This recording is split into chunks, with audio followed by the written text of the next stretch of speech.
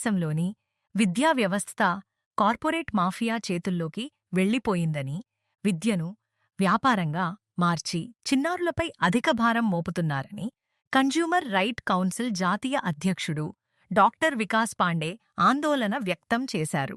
నేడు స్థానిక ప్రెస్ క్లబ్లో నిర్వహించిన విలేకరుల సమావేశంలో ఆయన మాట్లాడారు. ప్రస్తుతం పాఠశాలల్లో విద్యార్థులను విద్యార్థులుగా కాకుండా యంత్రాలుగా తయారు చేస్తున్నారని విమర్శించారు.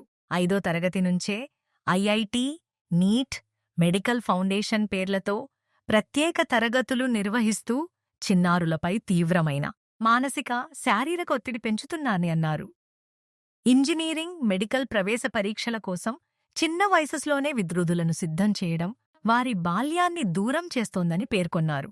పాఠశాలల్లో రోజుకు 6 గంటలు మాత్రమే బోధన జరిగేలా నిబంధనలు తీసుకురావాలని, ఐఐటి ఫౌండేషన్, మెడికల్ ఫౌండేషన్లతో నిర్వహిస్తున్న ప్రత్యేక కోచింగ్ తరగతులను రద్దు చేయాలని ఆయన డిమాండ్ చేశారు. విద్యార్థుల సృజనాత్మకత, వ్యక్తిత్వ వికాసానికి ప్రాధాన్యత ఇవ్వాల్సిన అవసరం ఉందన్నారు.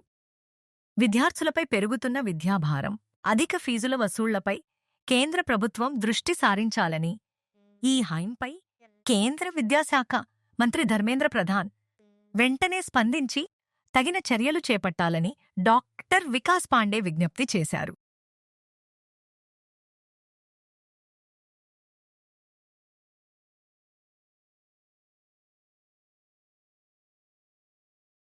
అందరికీ నమస్కారం. నా పేరు doctor Vikas Pandey, national president consumer right council. ఈరోజు మన విజయనగరం డిస్ట్రిక్ట్లో ఈ ప్రెస్ మీటింగ్ కండక్ట్ చేయడానికి ముఖ్య కారణం ఏంటంటే విద్యా వ్యవస్థ. మనందరికీ తెలుసు, మన భారతదేశంలో విద్యా వ్యవస్థ స్టార్ట్ చేసినప్పుడు ఒక గురుకుల్ వ్యవస్థ ఉండేది. అంటే సోషల్ సర్వీస్ చేయడం మాత్రం కోసమే విద్యా వ్యవస్థ పెట్టిన వాళ్ళు. విద్యా వ్యవస్థ స్టార్ట్ చేసినప్పుడు కూడా సొసైటీ రిజిస్ట్రేషన్ చేసుకోవాలి.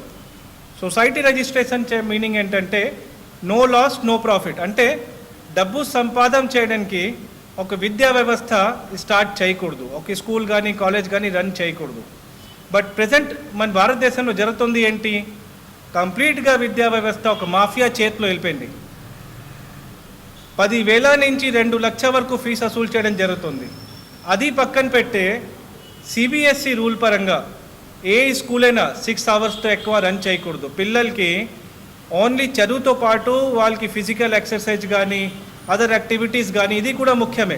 బట్ ఇప్పుడు జరుగుతుంది ఏంటి, ప్రైవేట్ స్కూల్స్ వాళ్ళు ఏం చేస్తున్నారు, మార్నింగ్ 7:30, 8 నుంచి, కొన్ని స్కూల్స్ అయితే ఈవినింగ్ 7 వరకు 8 వరకు, అంటే పేయింగ్ గెస్ట్ లాగా తయారు చేస్తారు. పిల్లలు ఇల్లు కాదు, అది పేయింగ్ గెస్ట్ లాగా తయారైపోయింది. మార్నింగ్ రావాలి, ఈవినింగ్ వెళ్ళాలి, భోజనం చేసి ఇంట్లో పడుకోవాలి, మరీ లేచి స్కూల్కి వచ్చేయాలి. దానివల్ల ఏంటంటే మెంటల్ హరాస్మెంట్ అవుతుంది పిల్లలకి.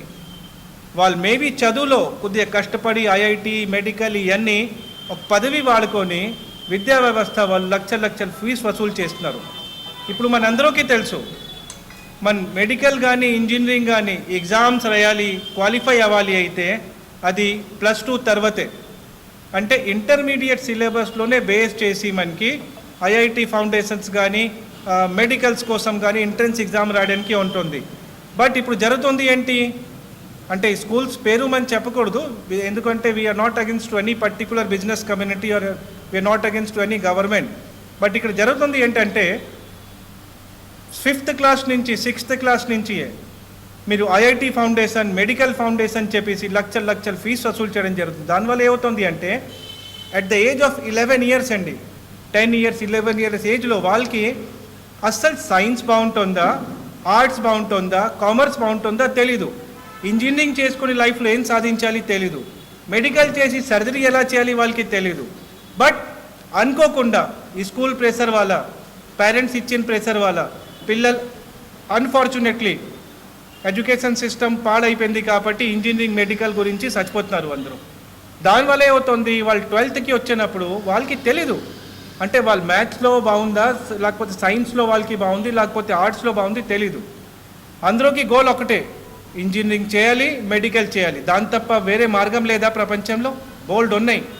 మేబీ అదే పిల్లలు, బాయ్ కానీ గర్ల్స్ కానీ ఫ్యూచర్లో సైంటిస్ట్గా చేంజ్ అయిపోవచ్చు, ఐపీఎస్ ఐఏఎస్ చేసుకోవచ్చు. లేకపోతే నోబెల్ ప్రొఫెషన్ టీచింగ్ ప్రొఫెషన్కి వెళ్ళిపోవచ్చు. బట్ వాళ్ళకి అవకాశం ఇవ్వకుండా 5th క్లాస్ నుంచి ఐఐటి మెడికల్ ఈ పదవి వాడుతున్నారు ఈ స్కూల్స్ వాళ్ళు. అది ఎందుకు వాడుతున్నారంటే ఆ పదవి యూజ్ చేసుకొని ఎక్స్ట్రా క్లాసెస్ రూపంలో 50,000 నుంచి 2 లక్షల వరకు వసూలు చేయడం జరుగుతుంది. ఆల్రెడీ ఇది ఒక national movement against corruption in education మనం స్టార్ట్ చేయడం జరిగింది. 1 month బ్యాక్ మన హానరబుల్ ప్రైమ్ మినిస్టర్ గారికి, honourable union minister for education Dharmendra Pradhan గారికి, హానరబుల్ సెక్రటరీ గారికి, తర్వాత మన స్టేట్కి వచ్చినప్పుడు నారా చంద్రబాబు నాయుడు గారికి honourable minister and honourable education minister మన లోకేష్ గారికి, ప్రతి డిస్ట్రిక్ట్ ఎడ్యుకేషన్ ఆఫీసర్స్ కూడా ఒక మెమోరెండం ఇవ్వడం జరిగింది. మా ముఖ్యంగా ఒక 2 డిమాండ్స్ మన గవర్నమెంట్ నుంచి చేస్తాను. ఫస్ట్ డిమాండ్ ఏంటంటే పిల్లలకి హెల్త్ ఇష్యూ రాకుండా ఉండాలి కాబట్టి ఈ స్కూల్ టైమింగ్ తగ్గించాలి. As per CBSE guidelines 6 అవర్స్తో ఎక్కువ ఈ స్కూల్ టైమింగ్ అవ్వకూడదు. ఇప్పుడు నేషనల్ ఎడ్యుకేషన్ పాలసీ అండర్లో స్టేట్ ఎడ్యుకేషన్ పాలసీ కూడా వచ్చేసింది కాబట్టి మన ఫస్ట్ డిమాండ్ ఏంటంటే ప్రతి స్కూల్ గవర్నమెంట్ కానీ ప్రైవేట్ కానీ ప్రతి స్కూల్ 6 అవర్స్తో ఎక్కువ ఈ స్కూల్ రన్నింగ్ చేయకూడదు. సెకండ్ మేజర్ డిమాండ్ ఏంటంటే 5th క్లాస్ 6th క్లాస్ నుంచి ఐఐటి ఫౌండేషన్ మెడికల్ ఫౌండేషన్ చెప్పేసి డబ్బు దుబ్బడానికి పిల్లల ప్రాణంతో ఆడుకోకూడదు. మనం అది ఇమీడియట్ బేసిస్లో ఈ ఐఐటి మెడికల్ ఫౌండేషన్ స్టాప్ అవ్వాలి అండ్ క్లాసెస్ టైమింగ్ కూడా 6 అవర్స్తో ఎక్కువ అవ్వకూడదు. ఈ మేజర్ డిమాండ్ మన గవర్నమెంట్కి సబ్మిట్ చేయడం జరుగుతుంది. అండ్ ఒక నేషనల్ లెవెల్లో ఈ పోరాటం అని స్టార్ట్ చేశాను. ప్రతి డిస్టిక్లో మన ప్రెస్ మీటింగ్ కండక్ట్ చేసిన మొన్న విశాఖపట్నం జరిగింది, ఈరోజు విజయనగరం జరుగుతుంది. శుక్రవారం మళ్ళీ మనకి శ్రీకాకుళం డిస్టిక్లో ప్రెస్ మీటింగ్ ఉంది. మొన్న శనివారం మనకి నెల్లూరు డిస్టిక్లో ప్రెస్ మీటింగ్ అయింది. 22 తారీఖుకి మన విజయవాడలో ప్రెస్ మీటింగ్ ఉంది. సో ప్రతి జిల్లాలో మన ప్రెస్ మీటింగ్ కండక్ట్ చేసి ప్రతి డిస్టిక్లో వెళ్ళి డిస్ట్రిక్ట్ ఎడ్యుకేషన్ ఆఫీసర్కి మెమోరెండం కూడా ఇవ్వడం జరుగుతుంది. And we request the honourable chief minister Shri Chandrababu Naidu గారు and honourable education minister Nara Lokesh గారు kindly look into this matter personally.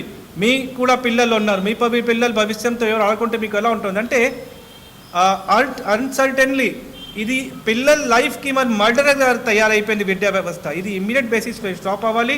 Stop అవ్వలేకపోతే till any extent consumer right council national లెవెల్లో పోరాటం చేయడానికి రెడీగా ఉన్నారు, చేస్తున్నారు. అవసరపడింది అయితే హంగరీ స్ట్రైక్ ప్రొటెస్ట్ కూడా మనం చేయడానికి రెడీగా ఉన్నారు. Thank you.